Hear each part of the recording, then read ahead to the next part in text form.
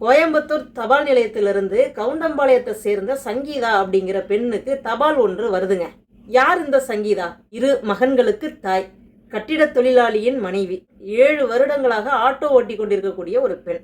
அந்த தபாலை பார்க்குறாங்க. பார்த்த உடனே அவங்களுக்கு மிகப்பெரிய மகிழ்ச்சி. என்னன்னா, குடியரசுத் தலைவரிடம் இருந்து வந்த ஒரு கடிதம். அதை பிரித்து படிக்கிறாங்க. ரொம்ப பெரிய சந்தோஷம்.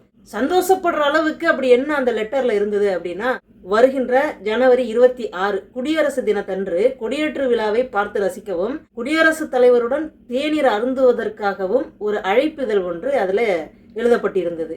கோயம்புத்தூர்ல அவ்வளவு பெண்கள் இருக்காங்க, ஏன் இந்த சங்கீதாவுக்கு மட்டும் இந்த லெட்டர் வந்தது அப்படின்னு கொஞ்சம் ஆராய்ஞ்சு பார்த்தோம்னா, தமிழ்நாடு நகர்ப்புற வாழ்விட மேம்பாட்டு வாரியத்தின் மூலம் செயல்படுத்தப்படும் பிரதமரின் அனைவருக்கும் வீடு திட்டத்துக்கு விண்ணப்பம் செய்திருந்தார்களே, அதுக்காகவா?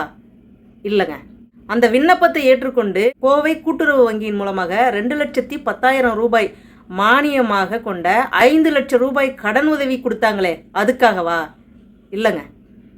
அப்புறம் எதுக்கு தான் அவங்க இன்வைட் பண்ணியிருக்காங்க அப்படின்னு நீங்கள் கோவப்படுறது எனக்கு புரியுது. சங்கீதாவோட கணவர் கட்டிட தொழிலாளி, சங்கீதா 7 வருஷமாக ஆட்டோ ஓட்டுறாங்க. இவர்கள் இருவரின் வருமானத்துக்குள்ளேயே குழந்தைகள் 2 படிக்க வச்சு சொந்தமாக வீட்டையும் கட்டி முடிக்கிறாங்க. அப்படிங்கையில் பாராட்டியே ஆகணும் அப்படிங்கிற அந்த ஒரு நோக்கத்தில் குடியரசுத் தலைவர் இவங்களுக்கு அழைப்புதல் விடுத்திருக்காங்க. தேநீர் விருந்துக்கு அழைப்பு விடுத்ததற்கான காரணம் இதுதான் அப்படின்னு பதிவு பண்ணியிருக்காங்க. ஸோ அதைத்தான் உங்ககிட்ட கொண்டு வந்து சேர்க்குறேன். கோயம்புத்தூர் கவுண்டம்பாளையத்தைச் சேர்ந்த சங்கீதாவுக்கு வாழ்த்துக்களை தெரிவித்து, சங்கீதாவை போல பல பெண்கள் வெளியில் தெரியாமல் இருக்கிறாங்க. அத்தனை பெண்களையும் நம்ம காணொலி வழியாக பாராட்ட கடமைப்பட்டிருக்கேன். எல்லோருக்கும் வாழ்த்துக்கள். சங்கீதா, உங்களுக்கும் உங்களுடைய குடும்பத்தாருக்கும் வாழ்த்துக்கள். மீண்டும் அடுத்த ஒரு நல்ல வீடியோ பதிவில் உங்களை நான் சந்திக்கிறேன். நன்றிங்க.